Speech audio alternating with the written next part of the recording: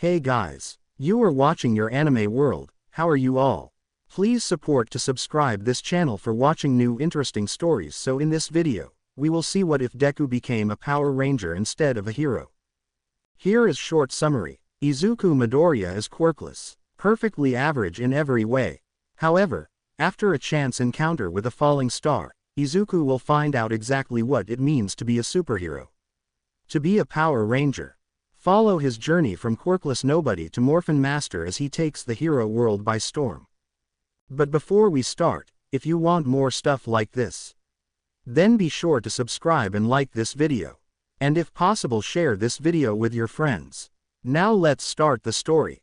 Izuku grit his teeth as he flashed back to Bakugo's last words to him as he leaned over the roof's railing. He had no real intention of jumping, of course. The roof just happened to be one of Izuku's favorite places to go. It was quiet, almost peaceful up here, and really gave Izuku time to just think. Think about how bullshit Aldera High School actually was. If the Verdette actually jumped, they'd no doubt actively sweep it under the rug so they can maintain their squeaky clean image. Sometimes the injustice wanted to make him scream. He didn't have time to think about that too much though, as he looked up to the sky to see a small comet hurtling straight for him. What is my beeping luck? He muttered as he quickly ducked, the comet crashing just behind him. As Izuku moved to investigate, he thought that it wasn't a comet. It was a device of some kind. One that immediately latched onto his wrist as soon as he touched it, causing the boy to panic as he attempted to pry the device off of his wrist. Kid, don't panic. You've been given a gift. And honestly, you're our final gambit. As Lucas turned towards the voice, he saw the ghostly image of a man. It was strange, though. His colors seemed to be constantly changing. One moment, he was wearing a green suit and tie, the next, a white t-shirt, then, a red hoodie and finally a black compression shirt before repeating the loop of clothing. What are you? Izuku asked, approaching the ghost. Hologram. It wasn't exactly clear. My name is Dr. Tommy Oliver. As for what I am. Tommy looked at his arms, as though he wasn't quite sure himself. I guess you could call me a vestige, a remnant of the person I once was. He motioned to the constantly changing clothes. As for the watch, well, it's called the Master Morpher. Inside that watch is the knowledge of every Power Ranger to ever exist. What? Izuku deadpanned. Right. Your universe never had them because these quirks exist. Basically, in my universe, Power Rangers were essentially superheroes, protecting the multiverse from evil.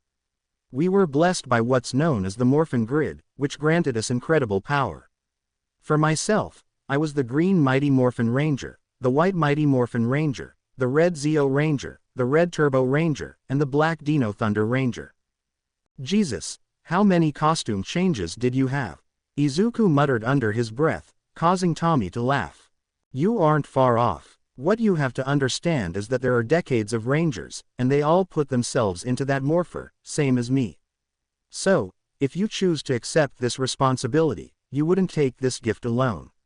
You'd be fighting with an army, essentially, he said. Accept the responsibility, Izuku echoed. I'm not going to lie to you, kid. This is not an easy ask. The whole reason we sent out this Master Morpher is because we failed. That watch is our last-ditch effort to make sure the Ranger legacy lives on. You can always refuse, Tommy said, albeit somewhat vaguely, as though the past was still haunting him. But why me? Izuku asked. It was the 100 million yen question, after all. Why trust Deku? Why trust the useless kid who didn't have a power in a world of superpowers? Because you have a good heart, kid. The Morphin Grid has never picked a Ranger that wasn't deserving of the title. Ever, even if said Ranger didn't believe they deserved to be one themselves. Tommy said with a smile before another man walked in, wearing what looked to be some sort of military uniform that was shifting between blue and red. That's not necessarily true, Tommy. The A squad still existed. He reminded the man with a smile. Shit, where are my manners? Hey kid, Sky Tate. SPD Deca Ranger. Formerly SPD Blue and SPD Red. Look, what Tommy is saying isn't wrong. The Morphin Grid clearly saw something in you, and that's why the Morpher chose you. And don't worry, we got your back. Besides, there's no feeling quite like morphing. Sky said wistfully. Izuku thought for a moment. This entire situation was insane. Izuku half expected that he would wake up and this would all be some elaborate dream. But something told him that this was real.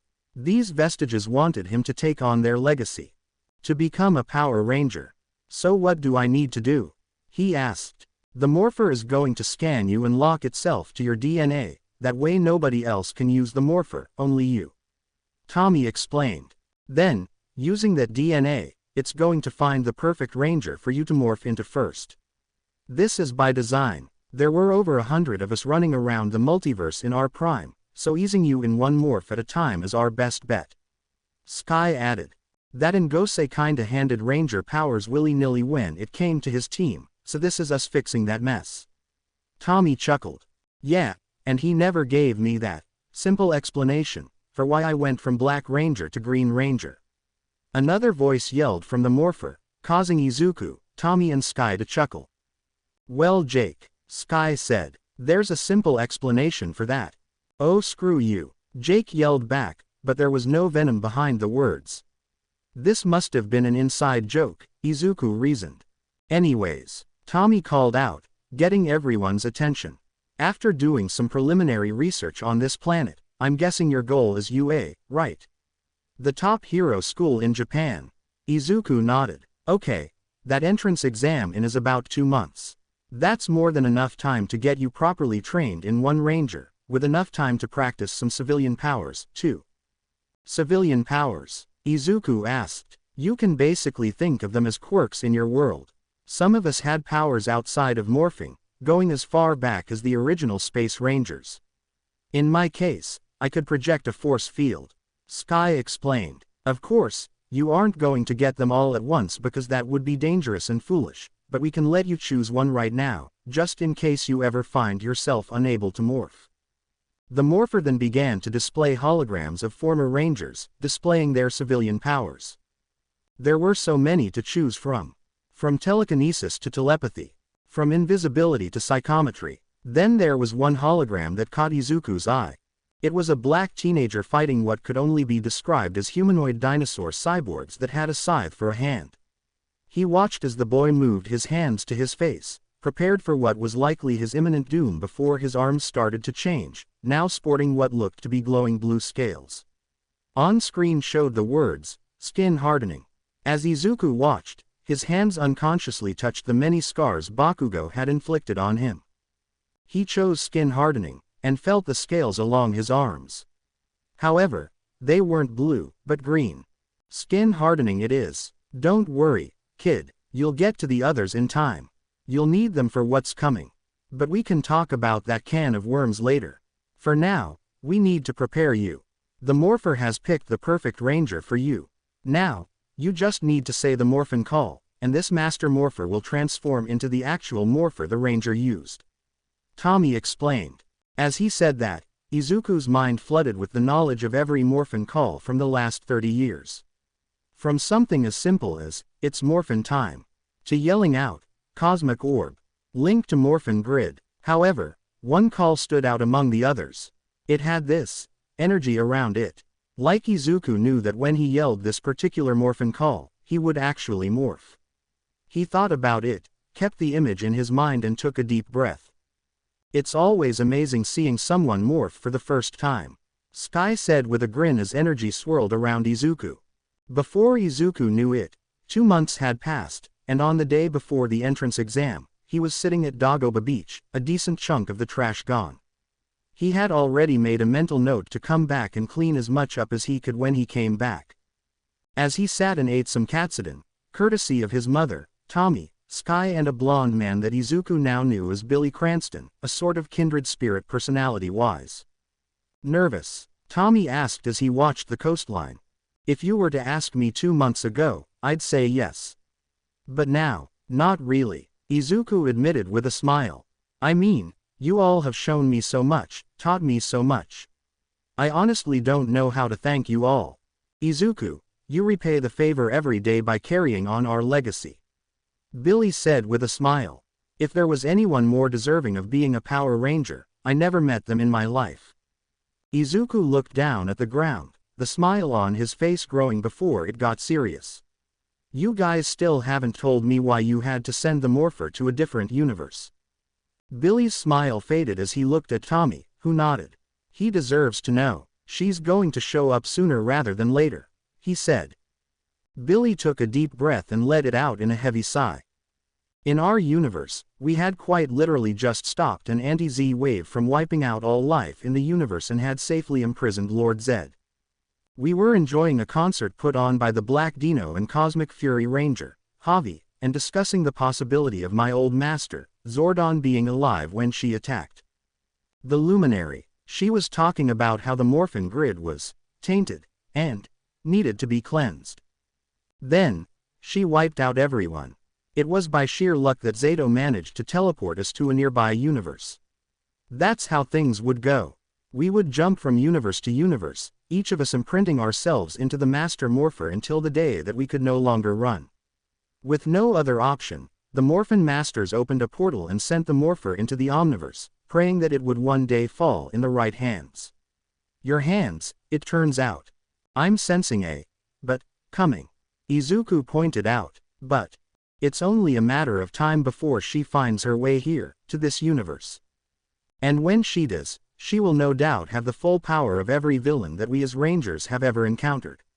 It will not just be a fight for your life for yourself, but for everyone in this reality. She will stop at nothing to get that Morpher and start all of reality anew. That's why this was the perfect world. With so many heroes along with yourself, you might stand a better chance against her than we ever did. Izuku let out a deep breath he didn't know he was holding. So no pressure or anything. The next day, Izuku walked up to the gates of Ua, ready for the entrance exam. As he walked to his testing area, he took a look around. He didn't see anyone he recognized, which was a relief. If he saw Bakugo specifically, he didn't know what he'd do. Regardless, as soon as he heard the cue to start, he couldn't help but smile. It was time to show off everything he had learned. He held his hand out and the Morpher shifted into a golden flip phone that landed in his right hand. Magical Source, Mystic Force. Galwood Misto Ranger. Izuku couldn't for the life of him tell where the voice came from, but with every Ranger's experience locked away in his head thanks to the Morpher, he learned not to question it. He couldn't just feel the energy from the Morphin grid, he could see it too. Like millions upon millions of constellations lit up the sky as he felt himself go through the morph. Fast as lightning, Yellow Mystic Ranger. Izuku called out as he ran into the testing ground, conjuring lightning as he blasted multiple three-pointers in a chain. He had to keep moving. As he ran, he pushed people out of the way of missiles and flying limbs as he leapt in the air, pointing his Magi staff into the air to summon a thunderstorm. Come on, he muttered, grinning as a massive bolt of lightning came down, forming a crater in the crowd and taking out at least a dozen two-pointers. Who is this kid? Vlad King muttered as he leaned forward, watching Izuku's progress with wide eyes. Maijima, do we have his file on hand? Maijima, also known as Power Loader, tore his gaze from the screen to consult his tablet. All right, let's see here. Ah, found it. His name is Izuku Midoriya, graduated Aldera High School. Weirdly enough, the school seemed to give him every black mark they could think of. Fighting students, disturbing students in the library, combative against teachers. Not to sound like Aizawa too much, but the label, problem child, doesn't seem too far off here. What else do we have here? Lives here in Musudafu, father appears to be out of the picture. Maijima froze in place. That couldn't be right, could it? Nimari, more commonly known as Midnight, leaned over Maijima's shoulder to see what had the support teacher so gobsmacked. He's quirkless, she shrieked. That caught Aizawa's attention. As Eraserhead leaned forward in his seat, he now watched Izuku Midoriya with renewed interest. So this is all coming from that watch of his, then. A support item, he reasoned out loud. Power Loader shook his head. Can't be. We're looking at not only a full body transformation, but electrokinesis, and what looks to be a general body enhancement.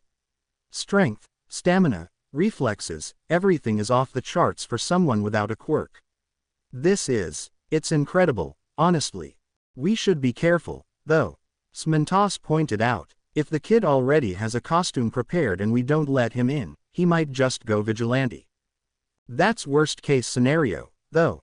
Hazashi pointed out with a frown, dropping his loud hero persona for the moment. More than likely, he'll keep applying to other hero schools. If somehow he made that watch just to be a hero, there's no doubt in my mind that he's driven. Well, we still have one test we can throw at him. Toshinori Yagi pointed out, pushing down on a big red button. It's one thing being able to take down those little robots. It's another thing entirely to take out the big guy. Alarms blared as the building-sized zero-pointer landed in every testing zone. However, for the testing zone Izuku was in, there was a glitch, where the zero-pointer was becoming much more hostile so that they could see what this yellow spandex-wearing kid would do. Somewhere in the distance, Dr. K would scream about how it's not spandex. As Izuku heard the screams of his fellow students, he knew what he had to do. Instead of running away like everyone else, he stood his ground, yelling, "Go! Mystic Garuda!" A portal appeared behind Izuku. With it, a giant, yellow, bird-like Zord burst forth from the heavens, with Izuku leaping inside it to fight the zero-pointer. Alright, if anyone can hear me, get out of here now. Anyone with speed-based quirks, search the rubble for anyone who could be injured and bring them to safety. I'll take care of this scrap pile, Izuku said from inside the Zord, getting into a fighting stance as he faced off against the Garuda. Everyone was watching, how could they not be? Most people if they did try to fight the zero-pointer would do so with brute force of their own quirk. But here's this applicant who brought his own mech just for this moment. This moment. This was Izuku's moment, his time to show that he wasn't just a quirkless nobody. He was a Power Ranger, and he was going to save the world. This was his own way of saying, I am here. Quote. Is that a beeping mech? Kirishima asked, his eyes wide as he watched the yellow Zord trade blows with the zero-pointer. He had heard what the applicant inside had said before engaging. The willingness to stand alone just to make sure everyone else was okay. It was just so manly. He snapped himself out of it and turned to a boy with blue hair and what looked like engines protruding out of his legs. Hey, you heard the dude. Go check if anyone's hurt. The boy turned to Kirishima, snapping out of his own stupor. Right. He bowed in a straight 90-degree angle before running off. Kirishima then made his way to the exit, secretly glad that Mina wasn't here. This thing was dangerous and there was probably also one in every testing ground. Beep. Mina, Kirishima yelled, trying to find her testing site. Tenya Iida was ashamed of himself. As soon as that massive robot appeared, the engine user completely froze up in fear. So much so that when one of the applicants called upon a mech to protect everyone, he still froze up. It was only when one of the other applicants snapped him out of it did Tenya turn to action. He saw a round-faced girl trapped under the rubble, and judging by the fact that the mech kept trying to maneuver away from where she was trapped, Tenya figured its operator knew she was there and was trying not to get any closer and risk more falling debris. Think, Tenya, think. The boy thought to himself. I can't use Recipro Burst now, it would just stall out my engine before getting her out of safety. Maybe if build up some momentum I can kick the rubble out of the way. Deciding to put his plan to the test, Iida ran as fast as he could, using the momentum of his speed to kick the rubble, giving the girl enough room to crawl out. Are you okay? Iida asked the girl, noticing her wince. No, I think my leg is broken. The girl winced, promptly turning into a yelp as Tenya picked her up. Apologies, but allow me to bring you to safety, miss. Tenya said with a small smile as he started to run. Oh okay. The girl muttered, looking away shyly as the engine user activated Recipro Burst. Izuku, meanwhile, was having a rough go of it. It was one thing when it was combat training with his vestiges. Fighting a 2,000-ton giant robot in a giant yellow Garuda Zord was a whole other beast entirely. He couldn't keep having a back-and-forth slugfest with the damn thing. Okay, looks like everyone's out of danger. I guess now it's time to go all out, Izuku yelled, focusing as he made the Zord spread its wings. I have maneuverability on my side. If I can keep strafing the thing, I should be able to find a weak point. It's a giant robot, right? I got lightning in this thing. I should be able to short it out. I hope. The mystic Garuda gracefully soared through the air, avoiding the zero-pointer's missiles as Izuku took a deep breath. How should he handle this? ... That's it. Izuku focused on the Garuda, willing it to unleash white-hot lightning from its eyes straight into the zero-pointer's glowing red eye. Deprived of its sight, Izuku then charged forward, impaling his Zord's wings into the zero-pointer's chest. Let's end this, Garuda.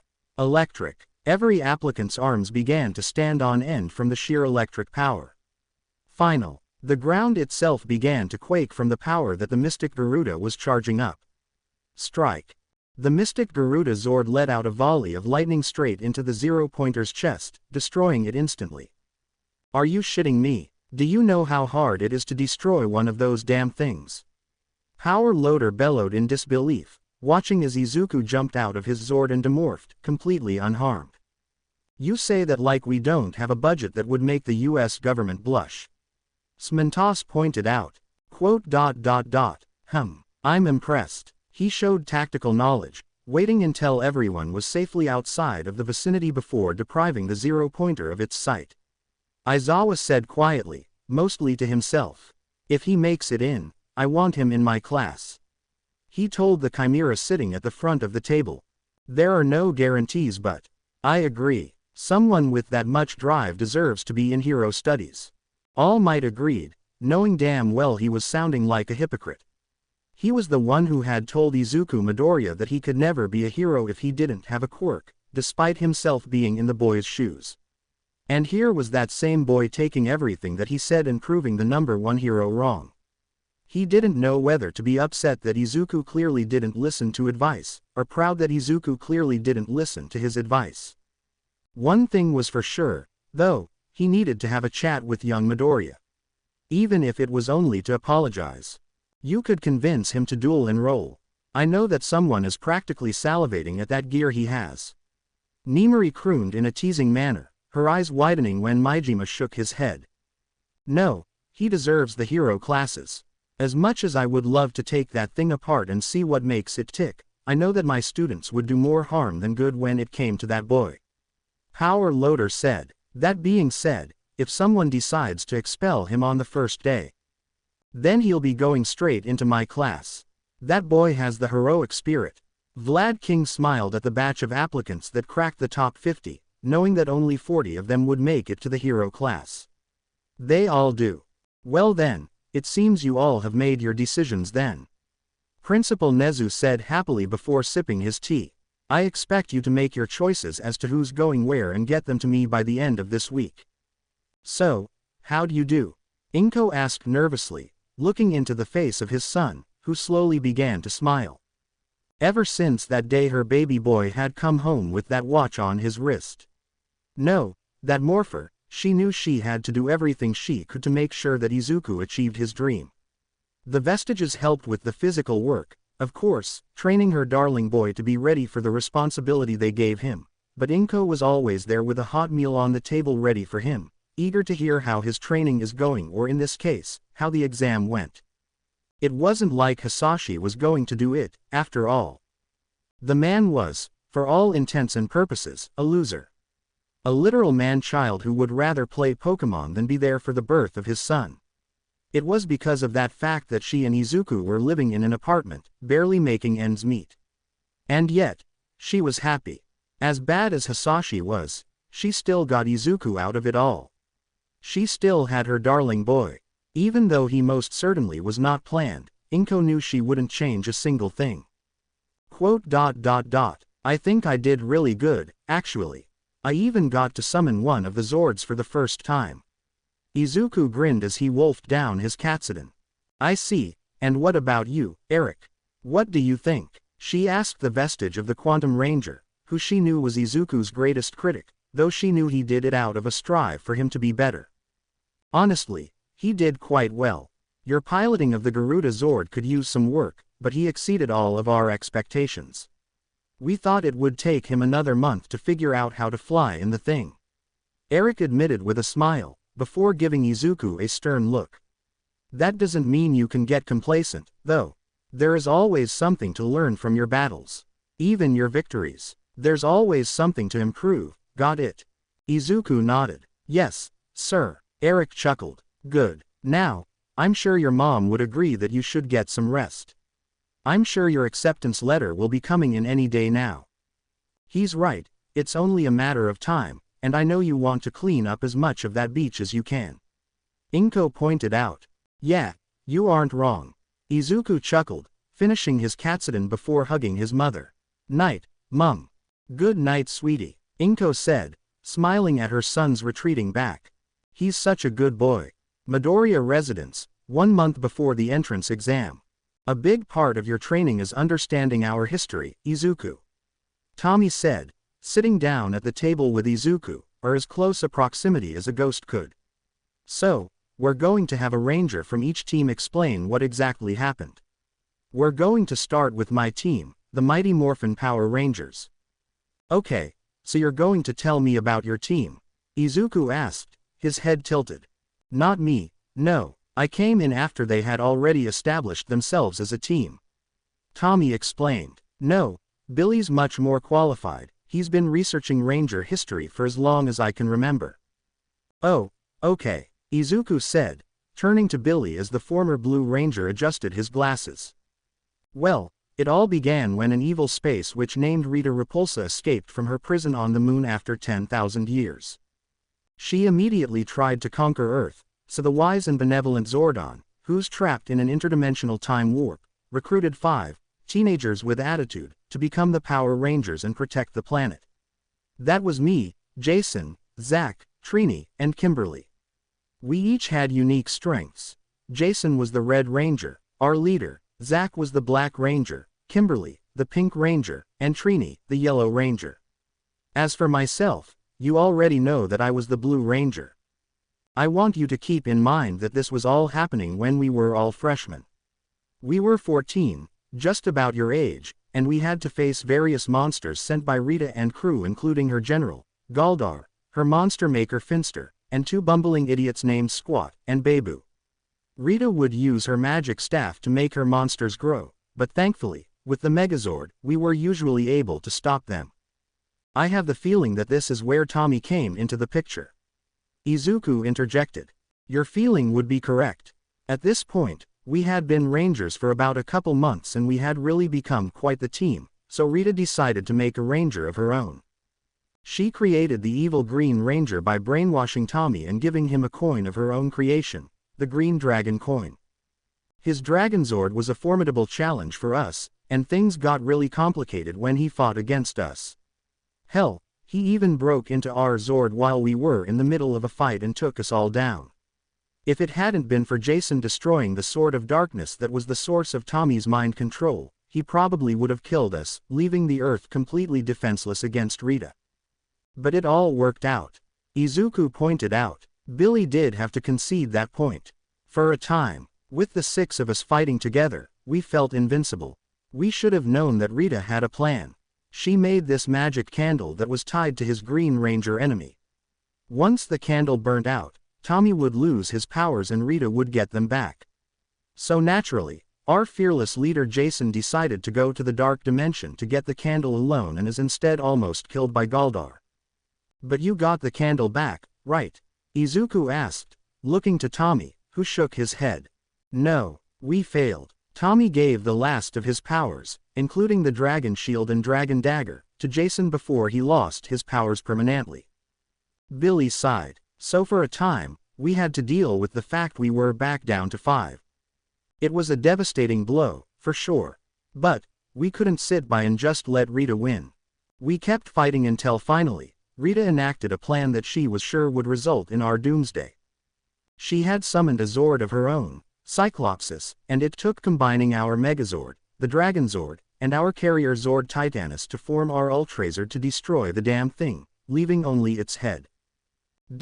While we were distracted, Rita had taken the entire population of Angel Grove hostage in her dark dimension, and then for good measure, trapped Titanus in a sinkhole and blew it up for good measure.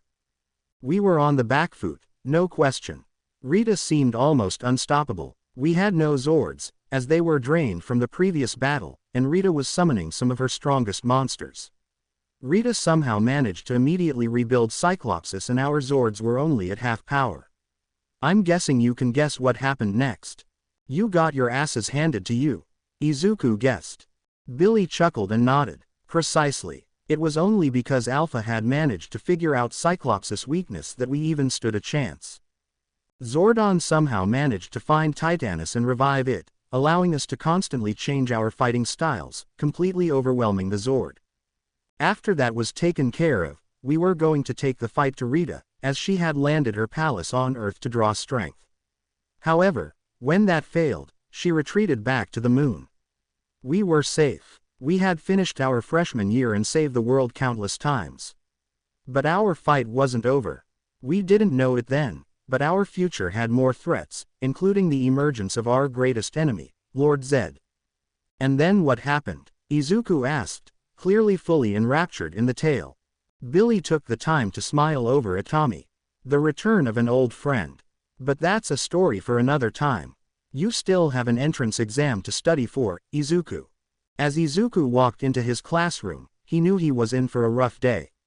Of course Izuku was put in the same class as Bakugo, why wouldn't he be? Whatever. He'd just ignore him. Hey wait, aren't you the one who summoned the mech? A boy with spiky red hair asked when he saw Izuku walk in. Wait, you were serious about that? A pink-skinned girl piped up, her eyes widening. TCH. Of course you had to use a mech to get in. No way your quirkless ass would get in normally, Deku. Bakugo taunted, which Izuku promptly ignored. I don't know why you're talking shit considering he got first place in the exams with just a mech. A purple-haired girl with what looked like headphone jacks attached to her earlobes. Izuku didn't know why, but he thought the look was kind of cute. The beep you say, earlobes. Bakugo snapped, but Izuku had enough, standing between his two classmates. What are you gonna do, Bakugo?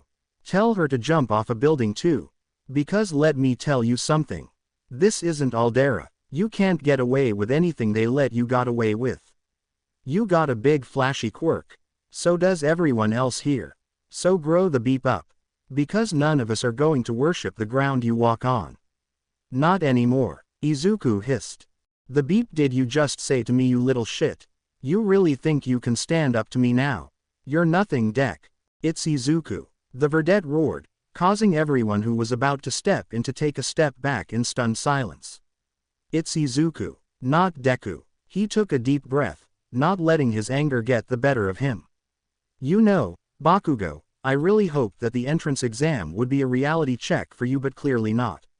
I'm only going to say this once. Stay the hell away from me. TCH. Or what? Bakugo growled. Or I'll show you just how defenseless I really am. Izuku hissed.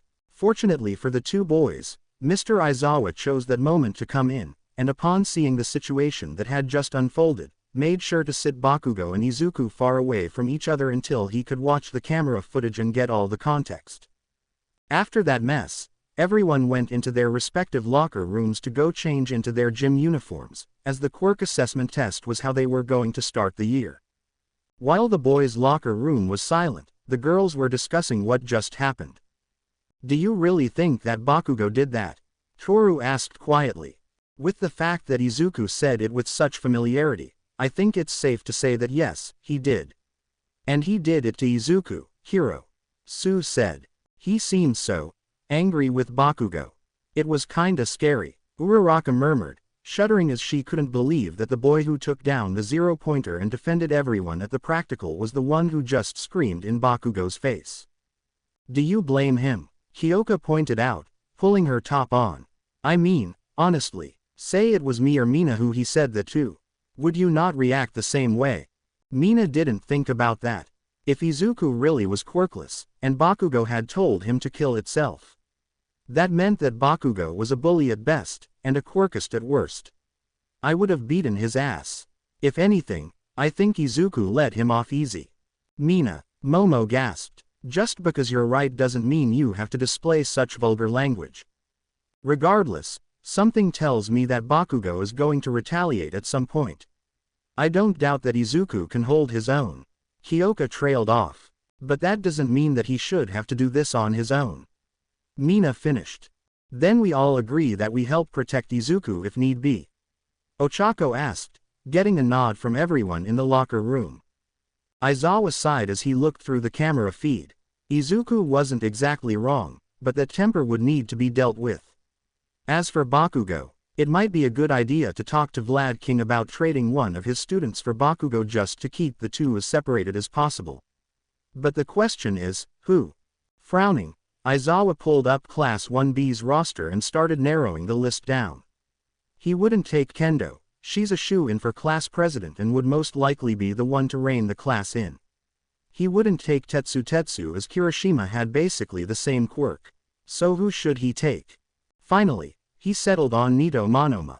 He was another problem child, to be sure, but he hoped that the right people in his class would rub off on the boy and make him lose that complex of his. He might need to pair up him with his other problem child when he could get away with it. Satisfied, he messaged Hound Dog as well, asking if he was available to see Izuku after class. He might have been the one to expel his entire class last year, but he would not do it this year. He saw something in these kids that he hadn't seen in a long time, potential. It's why he handpicked this class to begin with. He's more than happy to admit that he judged Bakugo too quickly, but he's still human. He makes mistakes, and he won't make the mistake of letting these kids be unprepared. He had 1 year with them. He needed to make it count. As Izuku walked out on the field, he saw Mr. Aizawa watching him and Bakugo like a hawk, as though he was deciding something. Bakugo, a word, he said, confusing Izuku further. That confusion then intensified when Bakugo stormed off, and a few minutes later, a confused-looking boy with blonde hair walked onto the field. Good, you're here, Aizawa said approvingly. Everyone, this is Nito Monoma, he's taking Katsuki Bakugo's spot in class, please make him feel welcome. Silence. Then, Izuku stepped up and smiled, bowing to Nito and offering to shake his hand. Welcome to Class 1A, Nito. We're happy to have you. My name's Izuku Midoriya. Nito visibly relaxed and returned the bow, shaking Izuku's hand, nothing that he didn't copy his classmate's quirk. Interesting. It's nice to meet you, Izuku. Nito said with a smile. There, now that all that's out of the way, we can do what I actually wanted to do today, the quirk assessment test. This is for me to establish a baseline with all of your quirks so I can see where you are at and how best to help you all. When you all are finished, I will show you the rankings. Normally this is where I'd scare you into thinking I was expelling whoever was at the bottom of the list, but I feel like you've all had enough drama for today. That being said, regardless of your placement, you should not get complacent.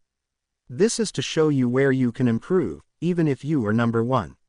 Even All Might isn't perfect, he'd agree that everyone has something to improve.